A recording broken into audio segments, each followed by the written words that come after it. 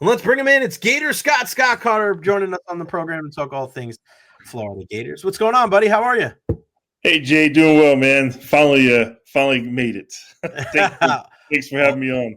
all good, buddy. I know you've been very busy. It's such a crazy time of year. I was with our pal Ed Encina last night. He made sure to tell me to tell you. He said hello. Yeah, we were at Lightning for all night. It was a long day at Emily last night. Oh yeah, tell Ed hello. And I know those days I had many of them, man. But you guys have had we had some good times back then, the team, but you guys have had more in recent years, man. For sure, man. The Tampa Bay team, Tampa Bay, has been pretty. We've been very fortunate here, and it seems like speaking of championships, I mean, not everybody, but there's a good chunk of people across the country. So what? Florida can get the number one overall seed. Scott, Yeah. that's the sexy team to win it all. What did you make? We'll talk about the team specifically, but we sometimes when you cover a team, I think you wonder, are people outside of here realizing how good this squad is? Yeah. What was your initial impression when you saw so many people nationally picking the Gators to go all the way?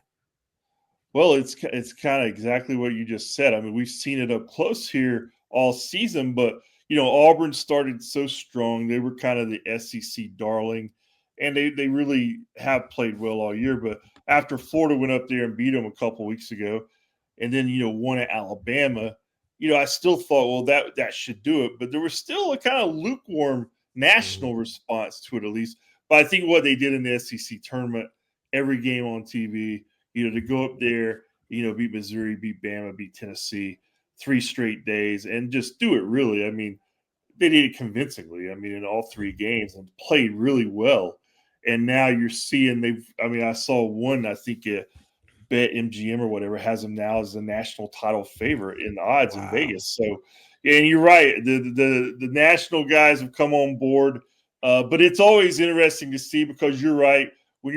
Sometimes it just happens that way. I mean, I've seen it in pro sports, and obviously this year with the Gators. Usually Florida doesn't fly under the radar historically in whatever sport it is because it's such a kind of a national brand. They're on TV a lot. But for some reason, I think just because of how deep the SEC is this year, I think people really kept waiting for them to falter. And when they didn't, they're like, okay, these guys are pretty good.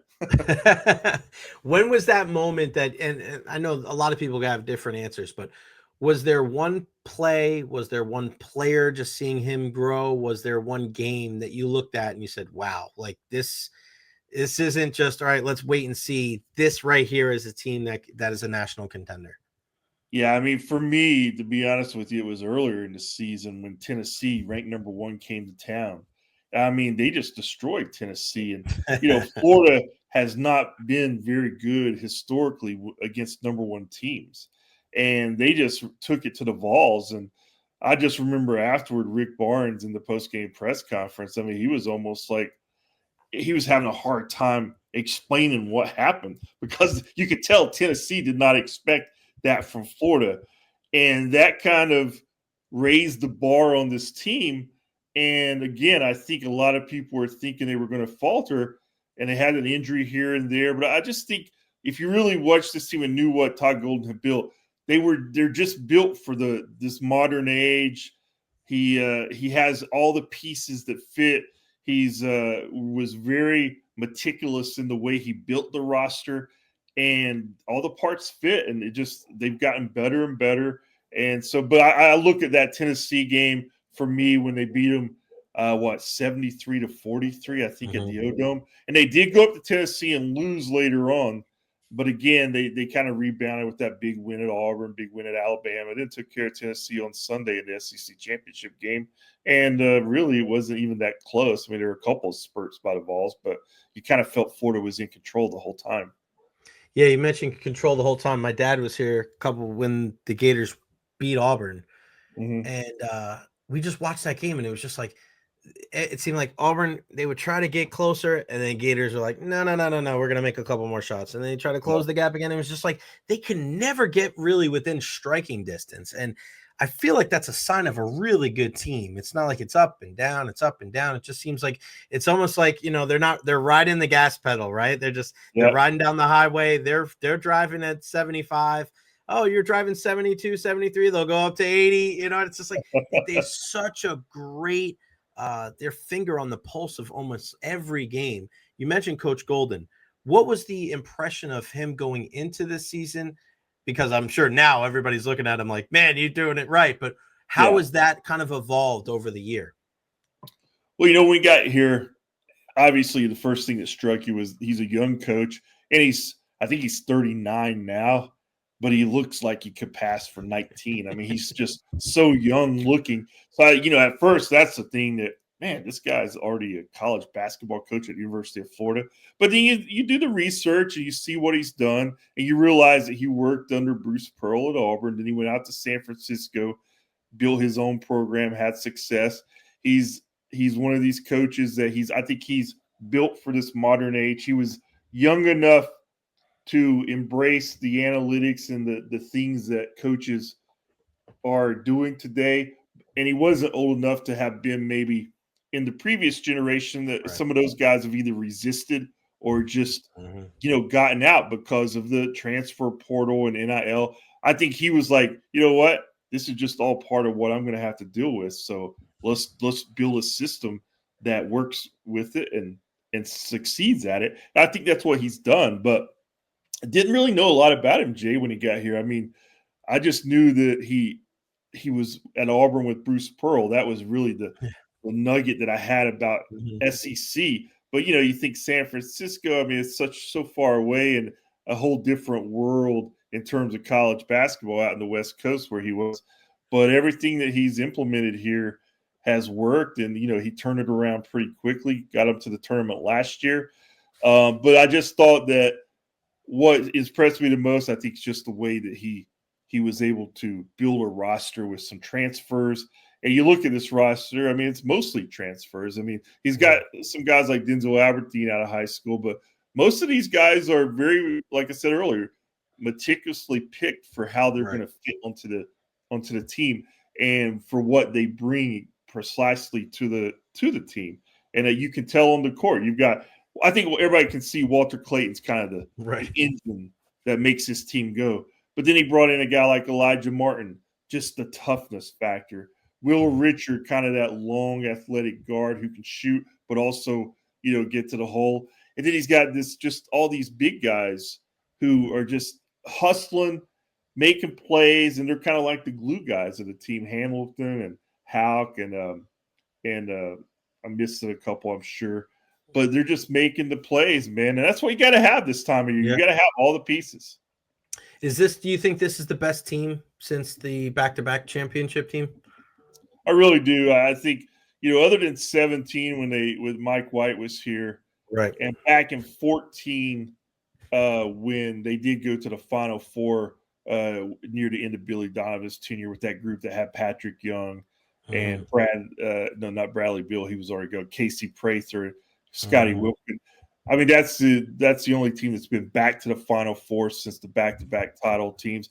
Billy took 3 straight teams to the Elite Eight. But they haven't been able to get back here. I mean, it's been 11 years since Florida's won the SEC tournament, so it's been a while. It's been a while. So it's definitely the best team since those guys. Before I let you go, I definitely got to ask you some football stuff. My buddy Zach and I, we were just looking at this Gators team in the middle of last year, going, "Are these guys going to win another game?" But down the stretch, man, they showed resolve, and it's just. That's the great thing about sports, man. I watched that whole game against Ole Miss, and I was just like, this is college football, at its finest, man. And it's so crazy going into you're like, all right, you resign the fact, Billy's done, blah, blah. And then they end the season the way they do. And now dare to say there's some optimism, Gainesville, for the future for the football. Like, how do you kind of dissect, not just, you can't forget about what happened and how ugly it looked in the beginning of the year, but then you also are like, they're going to grow. They're going to mature. They're going to get better. Other teams, they put it in park, put it in reverse. They get the hell out of there. What's kind of the mindset going into, spring game and beyond? Yeah, I think you hit it on the head with the word optimism. It's something that was not in, it was in very short supply, I'll say, after that Miami and Texas A&M games. And I've told people this, I've said this a lot, I've written it. I mean, I'll look back at the 2024 Gators football season as one of the more just interesting seasons I've ever been around because of the contrast in the beginning to the end. You don't see that in sports often because usually when a team starts out like they did, it goes south and it doesn't recover. Right. And, Billy Napier said it a lot during the season. The players said it, but you hear this all the time, Jay, with teams. Look, we're going to get better. We're sticking together. We believe in the process, blah, blah, blah. It doesn't turn out like this very often. But in this case, I mean, they really did get better. And let's not ignore the obvious here. A big reason was when DJ Lagway became the starting quarterback, unfortunate due to Graham Mertz's injury. I don't know what it was because, his stats didn't necessarily blow off the page and like set records, but it just like the team got a different vibe. It just seemed to have a little bit more juice, a little bit more energy. And I think it was a young team in a lot of ways that continued to grow. And they turned it around and DJ went 6-0 in the starts that he was able to finish. Obviously lost to Georgia when he got hurt, but they were in control of that game before he got hurt. And, beating Ole Miss and LSU at the end of the season was huge. And then coming down to Tampa, obviously, and finishing off the right way against Tulane.